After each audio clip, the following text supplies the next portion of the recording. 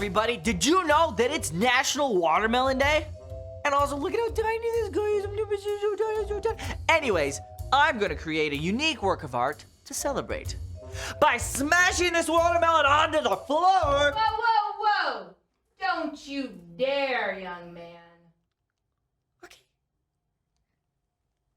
I'll do it after I tell you this really cool story I heard about Leo, who is my cousin's, aunt's, dog's, hairdresser's, neighbor, so I forget. Anyways, he's just a great kid, and I heard his story. Now, Leo's eyesight is so bad, he's had to wear glasses as long as he can remember. And glasses make everything harder. Other kids are like, watch it, Four Eyes. And the beach is the worst, unless Leo wants to see the waves in low def. Every year, Leo begs, can I just get contacts? Because contacts would give him laser vision. But every time Mom says, not yet, sweetie, and reminds him, God gave you beautiful eyes. The only thing worse than Mom being uncool in front of Leo's friend is the uncool assignment from Leo and Josh's art teacher. They're supposed to create a picture of some place they saw this summer by drawing or painting or throwing ripe veggies at the wall. Yeah, I know. A tomato is actually a fruit. Now, some creative license, please. Okay? All right. Thank you. Mom sends Josh and Leo away to do their project, and Josh draws himself in the mountains on an alien planet. But Leo's like, I can't draw. I can't paint. Not to mention that I didn't even go anywhere this summer but here. Suddenly, Leo knows what he can create. And when he's finished, everyone can see with Leo's eyes. Mom and Josh think it's really cool he created something so unique. They give him a thumbs up, and a standing ovation, and red tomato confetti. So kids, remember that wearing glasses is a superpower, and that creativity is imagining what you could do because you were made in God's image. Ooh, I just thought of something even more creative that I can do with this watermelon. I'm gonna slice it up and give everybody a piece. A teeny, teeny, tiny piece. A little bitty piece. All right, bye guys. I'll see you next time. Hey, look, I got watermelon this time.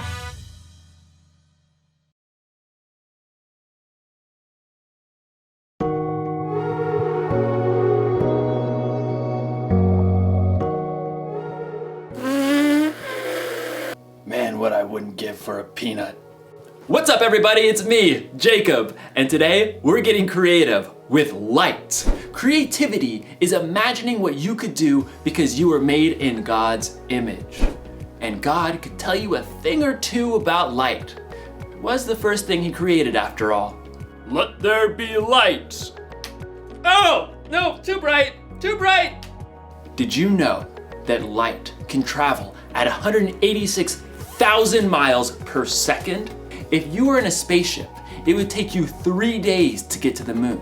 Light can travel to the moon in about a second. Fly me to the moon, let me put in the stars, and never... You can use light in all kinds of creative ways. Not only can you make shadow puppets,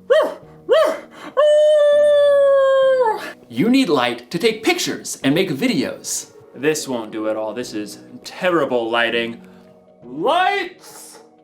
No, down with the lights. No, too bright. Thank you. You can use lights to make a concert more exciting. You can even use light to communicate.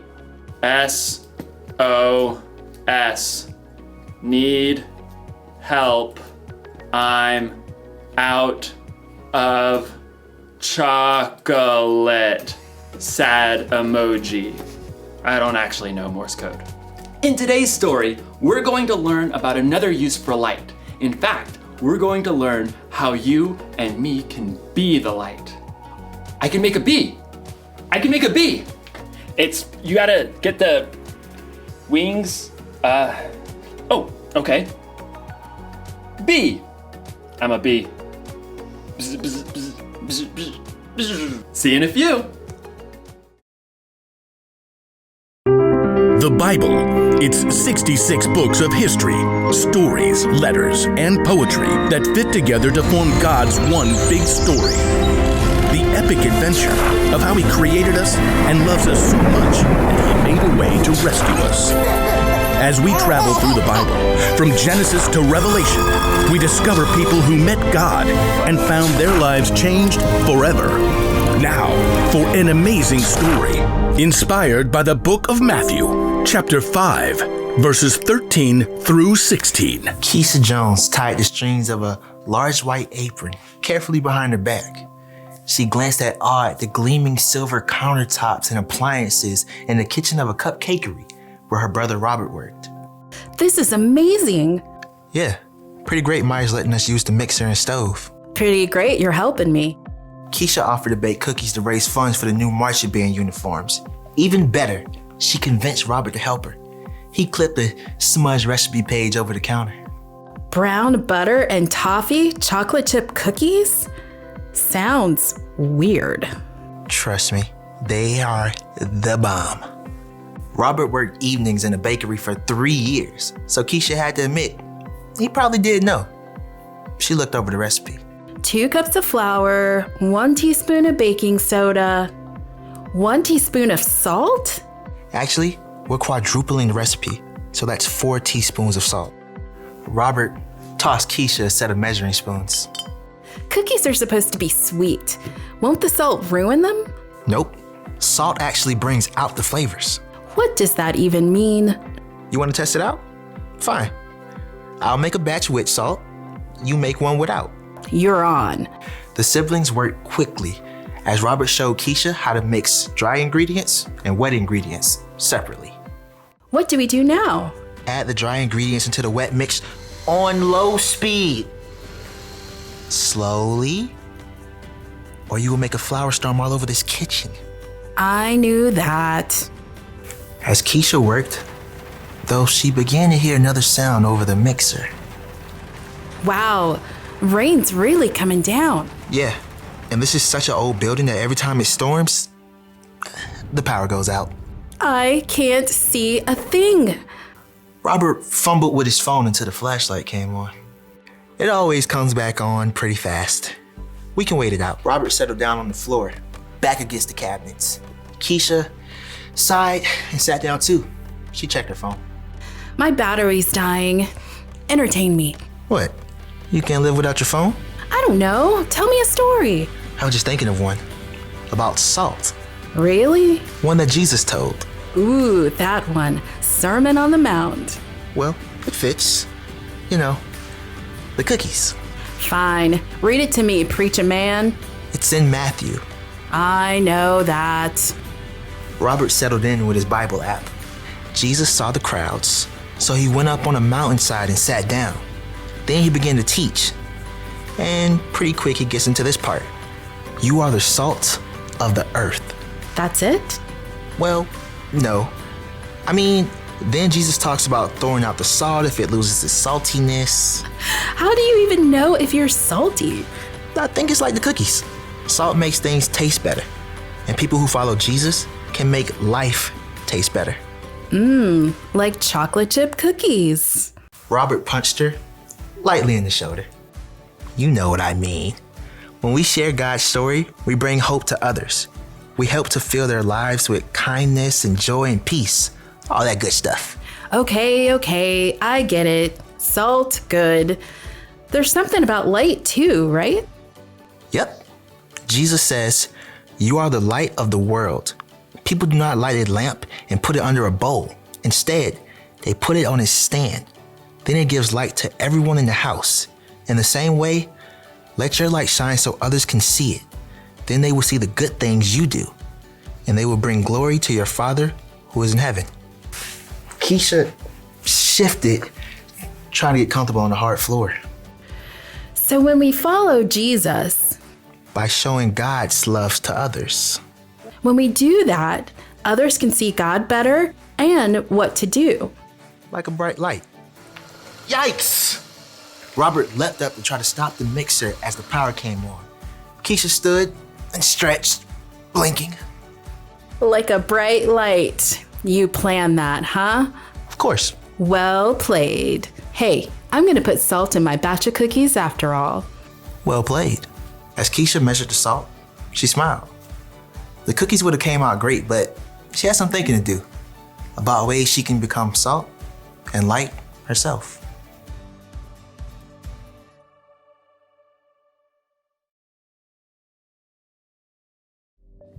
Jesus said that I am a light. He said that you are a light, and we should let our light shine so others can see it. And when we shine our lights, it will help point people to God. So, how do we shine our lights? Well, we can give someone a helping hand. Oh, goodness. Oh! We can cheer someone on. You can listen when someone else needs to talk. That's my ear. Listening. Only you can shine your light the way you can. So get creative.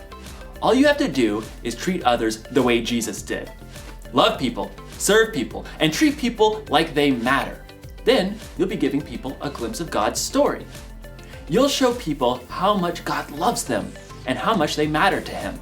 Here's the one thing to remember today. God created you to share His story. Tell people with your words what God has done, or use your actions to point people to Him. No matter what, let your light shine. I know I'll never forget that. I'll see you next time. Oh, it's too bright. It's too bright. Bye. Oh, okay.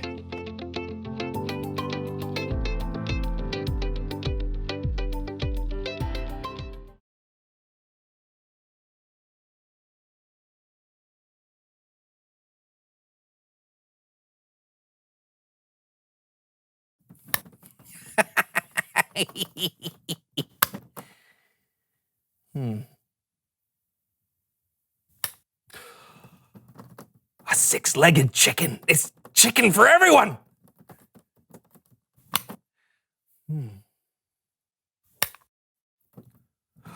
Sheep that can shear themselves.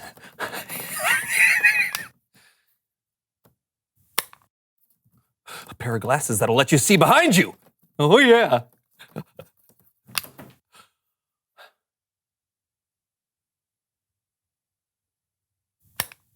Beef jerky made out of chicken? Novels! Oh, this is the best idea yet. Ah, where do they come from? So strange.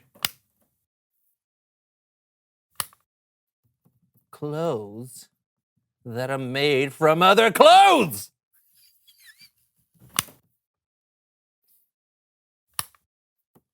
Pat Sajak scented deodorant.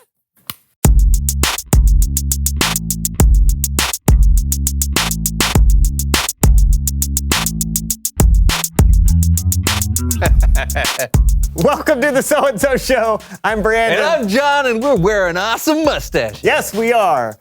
Why? Because we're chefs, and every self-respecting chef has a mustache. Gordon Ramsay doesn't have a mustache. Okay, that's one. Bobby Flay, Emerald, Martha Stewart. doesn't have a Subpar mustache. chefs. They're like the most famous chefs in the world. Below par. Okay, who are the above par chefs then with mustaches? Chef Louis. The guy from The Little Mermaid? That doesn't count. Oh, okay, what about Chef Remy from Ratatouille? Oh, no. Those are whiskers, plus he's a rat and a cartoon. Doesn't count. Aha! What about the greatest chef in history, Chef Boyardee? He was a genius. Okay, you got me there. We're dressed like this because we are making an old family recipe today. Snickerdoodle soup surprise? Not your family's recipe. An old family recipe from someone who knows stuff. Oh! Bonjour. Come on in, have a seat. Oh, this is cool. Tell us who you are and what you know. I'm Madeleine Lemord, but I am called Maddie, and I know quite a bit. I know every winner of the Tour de France for the last 2 decades. I know how to put together a Bugatti racing engine. But I am most known for what I can cook. Great, you're a cook. Quoi? No. I am a chef.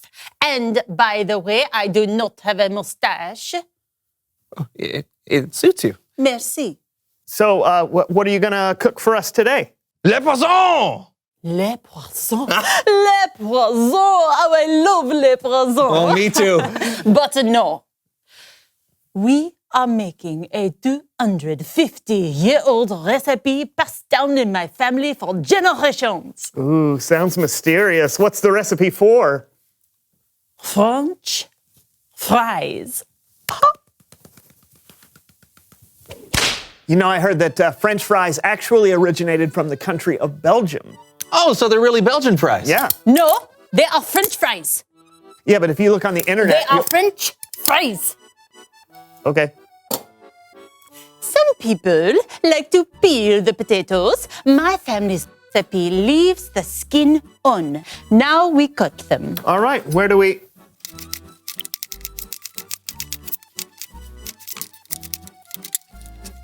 Voila. Start. You batter the fries. All right. This batter is what makes these French fries so special and so delicious.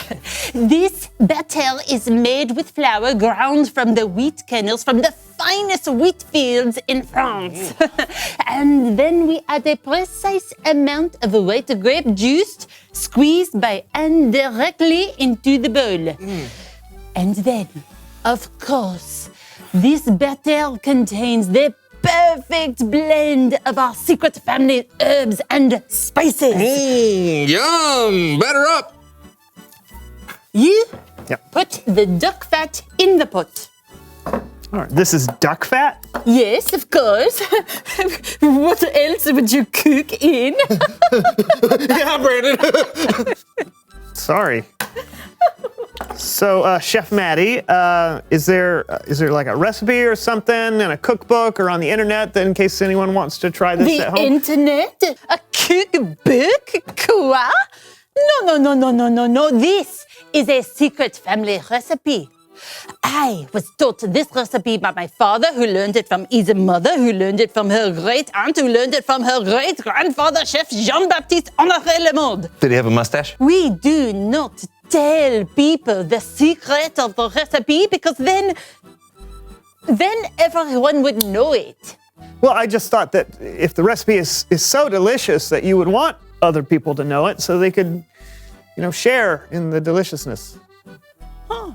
This is something I have not thought about. It has always just been a recipe passed down in my family. Oh, well, I can't wait to pass it down my throat into my belly.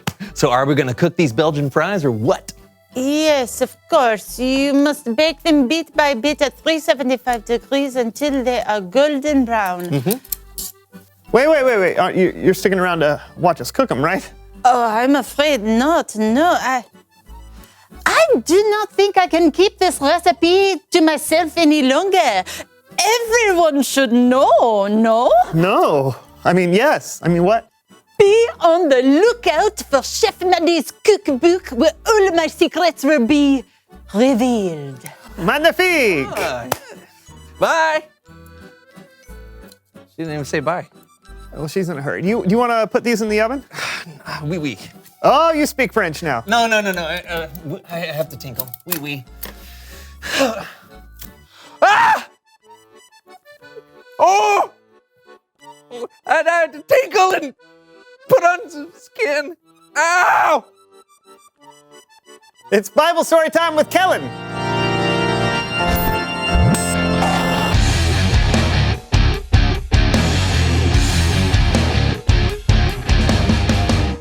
Hey guys! What's that delicious smell? Oh, we're cooking up some French fries, Kellen. Yeah, they should be ready by the time the story's over. Well, let's get to it. The story today comes from Jesus' most famous sermon in the Bible. And since Jesus preached this sermon from the side of a mountain, today we call it the Sermon on the Mount. The sermon from the mouths? I thought all sermons were from the mouths. No, the Sermon on the Mount. It's short for mountain. A short mountain is called the hills. Okay. So, everyone, this is my friend Horvath. I'm guessing he's here to help me tell today's story. Thank you for having me on your shows, Callens. I am Horvath, and I am an expert in combining the mental trainings of learning the Bible with the physical trainings of making your muscles bigger. Perfect. So I'll tell the story, and Horvath, you give us some exercises to help us remember it. All right, let's do this. Okay, so Jesus was talking to a crowd of people from the side of a mountain. One of the things he said to his followers was this: you are the salt of the earth. First exercise. Okay, we are going to make salt for the earth. All right, so I put my hands on my hips like this and then rotate around. Click, click, click, click. This is called the salt grinder. We do it 24 times. Ready? Go. 1. Click, click, click. 14. Click, click, click. Elastigirl. Click, click, click. 3-hole punch. Click, click, click. 24. Hey, we made salt of the earth. Okay, that was fun, but what do you think Jesus was talking about when he said, you are the salt of the earth?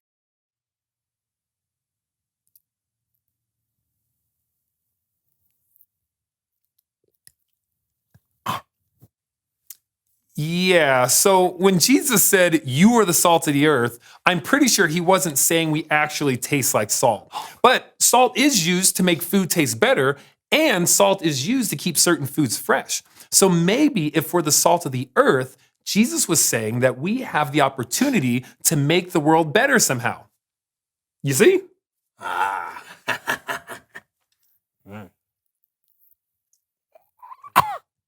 Okay. Jesus kept going. He said, you are the light of the world. Second exercise. We are not salt anymore. Click, click, click, click. We are lights. So let us pretend to be lighthouses. Stand straight and rotate your head like a light all the way around. I call this turn the light on. We do it 137 times. Go. 1. 26. Grape nuts. Willie Shoemaker. 137. Oh, what's next, Callens? Right. So first Jesus called people who followed him salt, and then he said we were light. Well, what do you think that means? Oh, no, don't do that again. No. Here, maybe this will help. Jesus said, you are the light of the world. People don't light a lamp and put it under a bowl, right? Right. Instead, they put it on its stand. Then it gives light to everyone in the house. In the same way, let your light shine so others can see it. Then they'll see the good things you do, and they'll bring glory to your Father who is in heaven. I think I understand. You do? No. That's okay. It can be confusing sometimes. Jesus was saying that if you are someone who trusts and follows him, you should live in such a way that brings light into what can sometimes be a dark world. You should be looking for creative ways to do things and creative ways to love others. And when we do that, it will point others to God. All right, let's do this. 7th exercise. I call this one ladders to heaven, so we can point people to God's. Okay, so we raise our hands and legs at the same times, just like we are climbing the ladders to heaven. And then when we reach the top, we point like this. Okay, we climb 45 of the ladder rungs. Go. 1, 6, 45. Now point to God because he is the most important.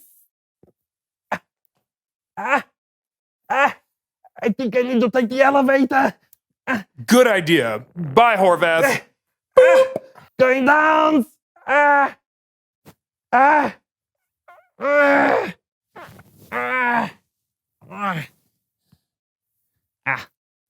Well, just in case that wasn't clear, it boils down to this. You have the light inside of you, and it's up to you to decide how to use it. You can keep it to yourself, or you can let it shine. Back to you guys. Thanks, Kellen. Hey, what are some ways we can shine our lights? Oh, there are so many different ways because everyone is so different. Sometimes it's as simple as being nice to someone. Anyone can do that. But sometimes you need to use your own unique talents and abilities to point people to God. What's important is that you don't keep it to yourself. I mean, do you ever think about how you'd feel if someone didn't point you to God? I'd feel so left out. Yeah, Jesus has been such a big part of my life. I want everyone to know him. Exactly. You're the best, Kellen. Thanks for shining your light. You bet. I'll see you guys next time. Bye. Let's do it. All right, reveal the question. Who first told you about God's story? What a great question, because those were people who shone their light to us. For me, it was a guy named Brett in my senior class at high school. Oh, cool. For me, it was my grandmother. Oh, cool. For me, it was my mom when she took me to Sunday school for the first time. Awesome. Are the fries ready yet? Oh. Ooh. All right. Oh, yum.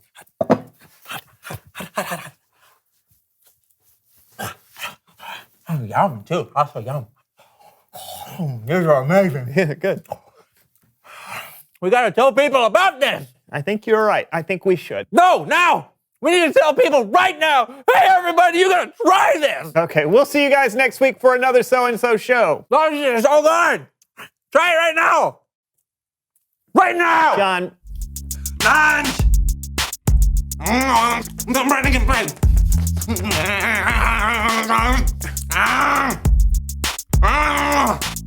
I'll be running. You do a spin!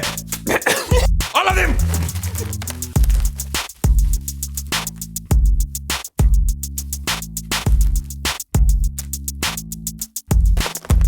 Mm-hmm.